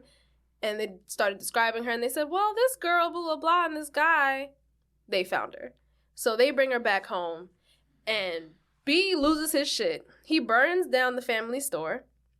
Dad is just, like, screaming, like, burn it down at this point. He just wants to get rid of all the bad energy that came from this whole ordeal. They want their daughter back. Like, because she's not acting like herself now that she's back. She's being distant. She's being mean towards the rest of the siblings now. She's getting mad every time they bring up B. Like, she's just not acting like herself. Obviously, because she wants to keep them safe, but she's also traumatized. Berchtold was able to escape all of the charges against him. The arson, the kidnapping, the impersonation of a CIA agent, because they just said, oh, he's mentally ill, so just put him in an institution. That man was out in 6 months. Around that time, she, was nearing 16. He was obviously less interested because now she's getting older. She's turning into a woman now. He's only attracted to young girls. Approaching that time, like before her 16th birthday, she, wanted to go to summer camp. The family was a little bit iffy, but, they're stupid, so they said go. She's like out there and this boy is interested in her. She feels weird about it, obviously, because, she was already warned by quote unquote Zeta and Zethra that if she messes with another boy, they're going to do all this stuff to her family and her. But nothing happens. She goes out on a date with him. She even goes to homecoming with another boy. Nothing happens. They're just like, and she's just like, oh, wait. I guess now in her mind as a young adult at this point, she realizes, like, something is off. I need to tell my family what happened. And she tells them, but doesn't give too much detail because she's so traumatized. She doesn't want to give all the disgusting details of what happened. But she tells them anyway. And over the next decade, Jan slowly discloses what had happened to her, sought counseling, and rebuilt her life. Berchtold had disappeared. Nobody knows where he went because, nobody gives a fuck that he's a pedophile roaming around. Yeah. And returning almost 3 decades later, he turned up and started harassing Jan at all public speaking events that she was at, talking about him and saying that he was a pedophile. Mm-hmm. It got to the point, it got so bad that she had to bring stalking charges against him and finally face him in court, saying, like, all the things that he had done and that, she's, like, scared of him. Like, that was somebody that she loved and trusted, and she couldn't believe that she was manipulated and the family was manipulated. It was insane. He never faced anything because he killed himself before he could be sentenced. He only served 15 days for the rape and abuse of Jan and for subsequent abuse of other kids. So he just escaped with suicide in the cowardly way. Of course. Jan still continues to speak out, reminding people to look for abusers who hide in plain sight. That is insane. It is the most... I was so...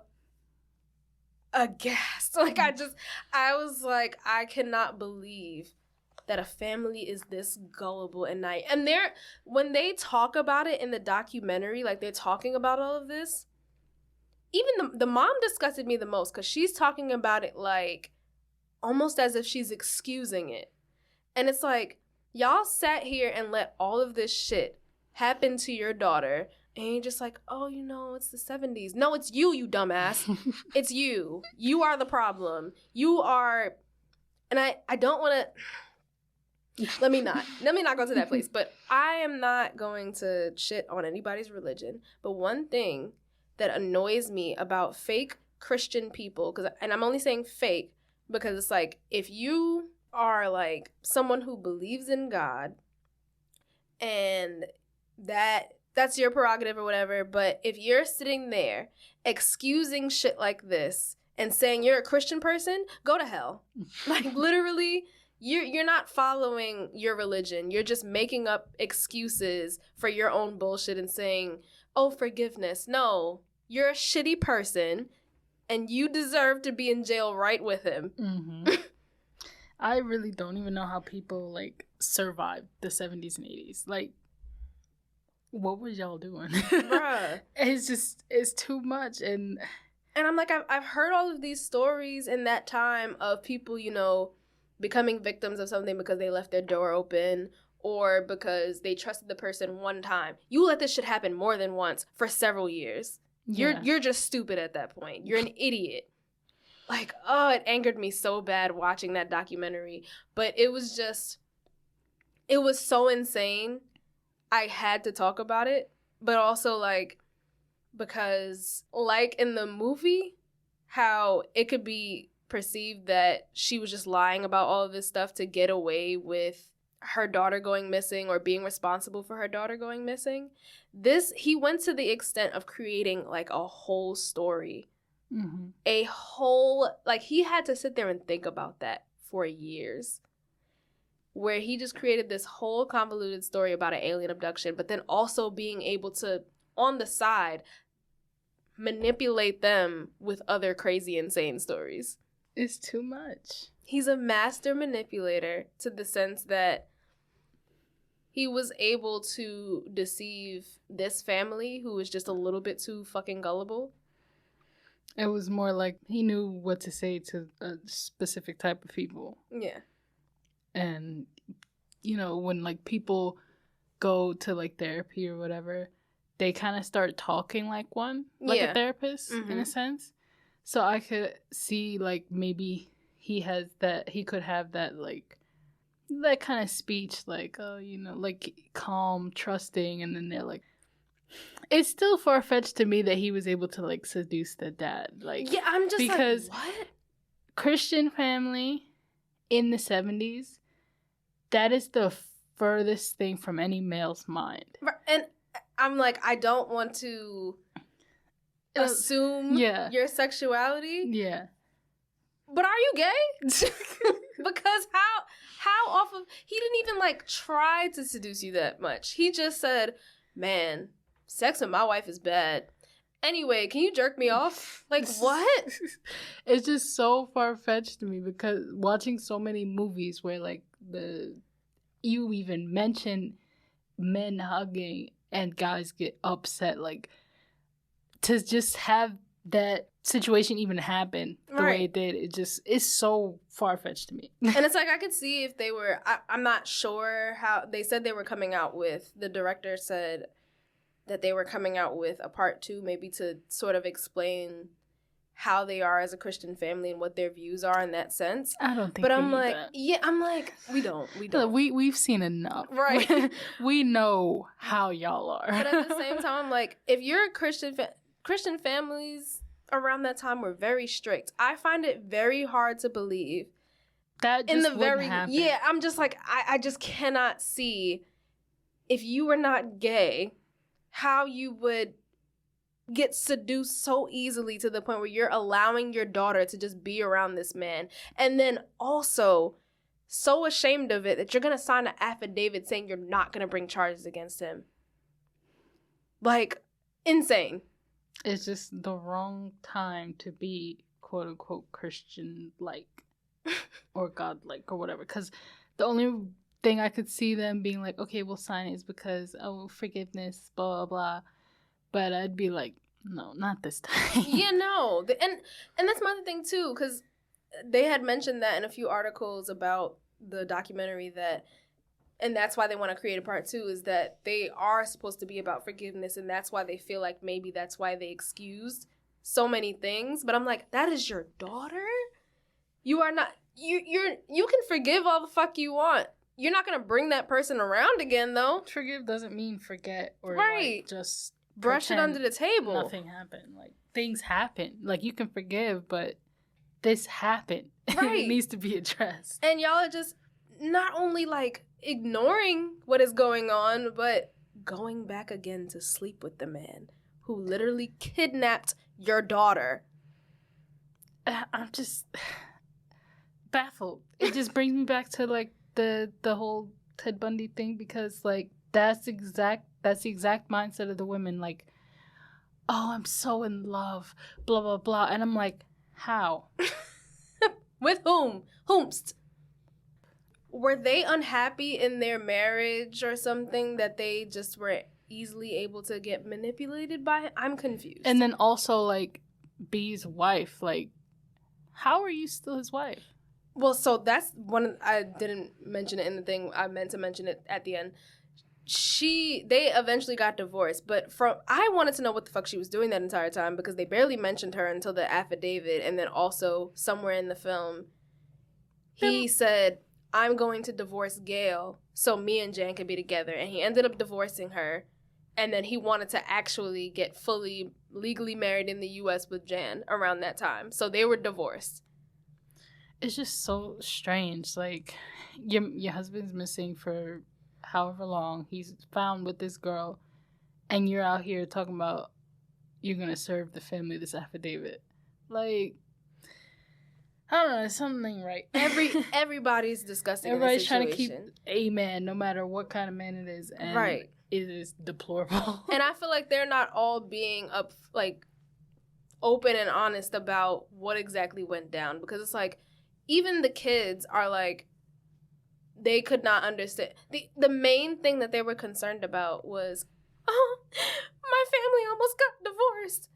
I don't give a fuck. What happened to Jan? Oh, she's being mean, and all of a sudden when she's home, being mean. This girl was kidnapped. I hate it. I hate it so much. I was like, I hope she disowned the entire family. But knowing her, because she was raised in this forgiveness environment, forgive, but forget the toxicity type of environment, she probably just forgave them too and is still in contact with them.